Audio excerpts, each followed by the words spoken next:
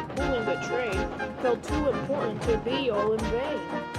He went into a tunnel, squeaked through his non-existent funnel, and wouldn't come out again. The engine's name was Marvin. He didn't like the rain because he said, "Oh, it make me look very undignified." His passengers argued and argued with him after a few minutes. But what Marvin did not know was that the humane controller was on board the train. He went out of the coach and went to speak with Marvin. "Marvin, why aren't you pulling the train?" Sir, pulling this train in the rain makes me look very undignified." "Well, you better suck it up, mother trucker. You need to pull this train on time, or else the passengers will be very mad at me. Besides, I need to get me some McDonald's." "Oh, put a cork on them, sir." "Alright, fine then. Well, guess we'll have to pull you out." So what the humane controller did was he took out some of the passengers from the passenger coach and he told them to 1, 2, 3, pull! The passengers tried pulling Marvin, but it was no use, for they realized that they could not really pull a 20-ton steam locomotive that has a tender. The reason why the humane controller didn't help pull the train was he said, and I quote, "My non-existing doctor told me I was forbidden to pull." Soon, he requested Murdoch, the big engine, to help pull him out. "Okay, Murdoch, since you are big and mighty, I think you will do it. So, 1, 2, 3, pull!" Murdoch strained.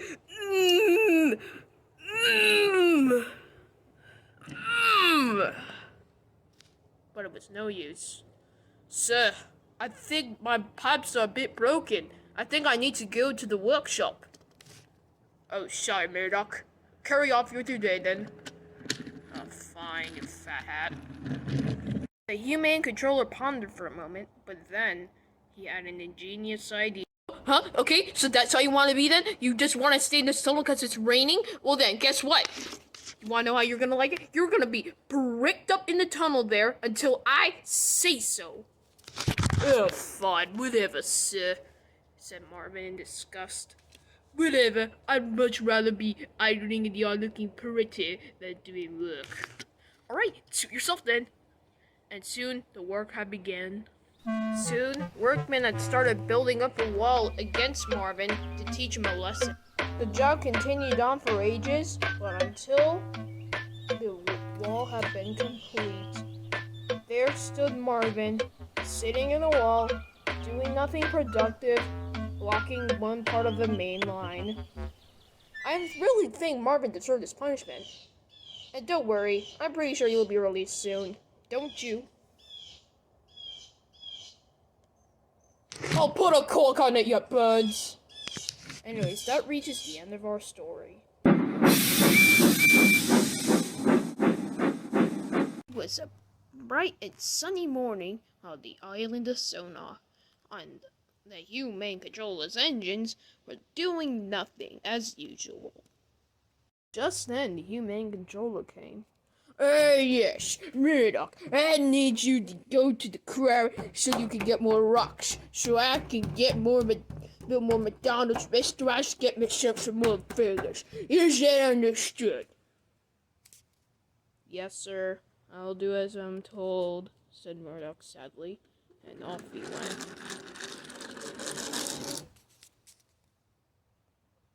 "Oh man, I wanted to do the trom." "Too bad, Thomas," said Dennis. You only just starred in this episode." Wait, that's not my... No, forget.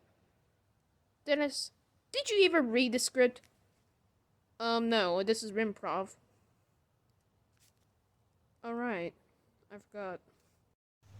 As Murdoch puffed around the quarry, he found his old pal, well, actually new, but whatever, pal Greenie the quarry engine.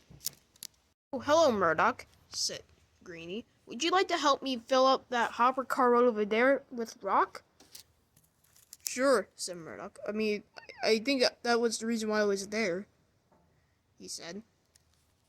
So off he went, trying to help Greenie fill up the hopper car. Yeah, some pretty basic stuff there, isn't it? And sooner than later, the hopper car was being filled up with rocks and building materials so that the human controller can build a brand new McDonald's restaurant. Chuck and Greenie knew they did a great job. Well, we barely did any work, but hey, at least it's something. At least it's something. As Murdoch was going back to the sheds, he found out there was construction was going on. Excuse me. What the frick is this all about? I'm afraid we're building the restaurant right now, so I'm afraid you have to go. Besides, see that sign over there? Yeah, what about it? Well, that sign says, do not do the stupid. If you do it, then we will result in the generic, funny, haha, Sharon Miller reference. Understood? Okay, I guess I'm just gonna go. And then Thomas Collectors got mad. The end.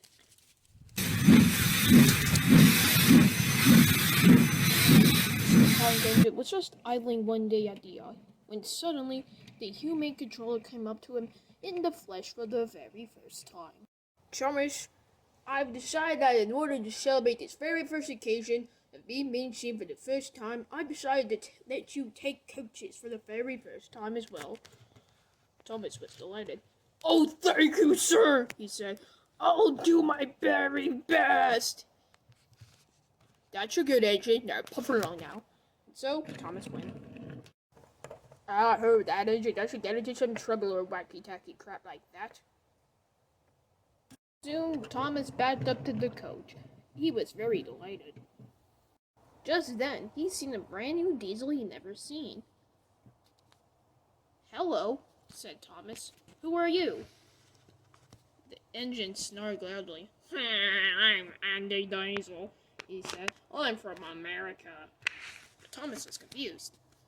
But you don't sound like you're from America. You sound like you're from Australia or here. Thomas asked confusingly. Well, in case you haven't noticed, he said, I'm an American Shunter 040. You dingus. Thomas was cross. Hey man, listen, that's not nice. You shouldn't call me a dingus. I'm a #1 blue train engine.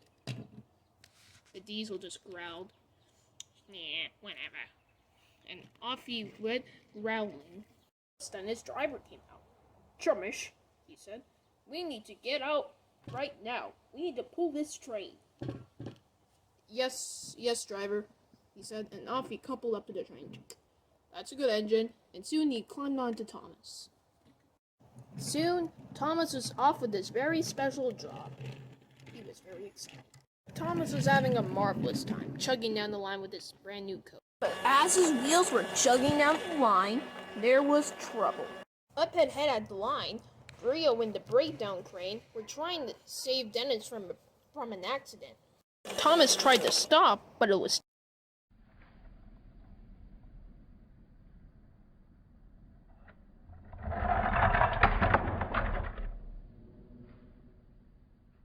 there was a huge and terrible mess that had to be cleaned up. Soon after the mess was cleaned up, the humane controller came up to see the mess, and he talked sternly to Thomas.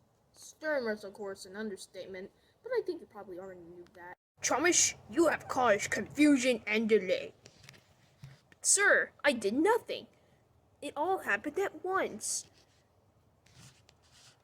Yeah, fair point. At least you tried, and thankfully there were no people.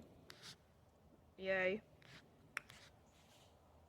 Well, I guess you can pull passenger trains from now on, I guess, but yeah, that's all I have to say. See you later, Chumish. Bye, sir. Soon, after the mess was cleaned up, everyone had to go home and go sleep in their sheds. The end.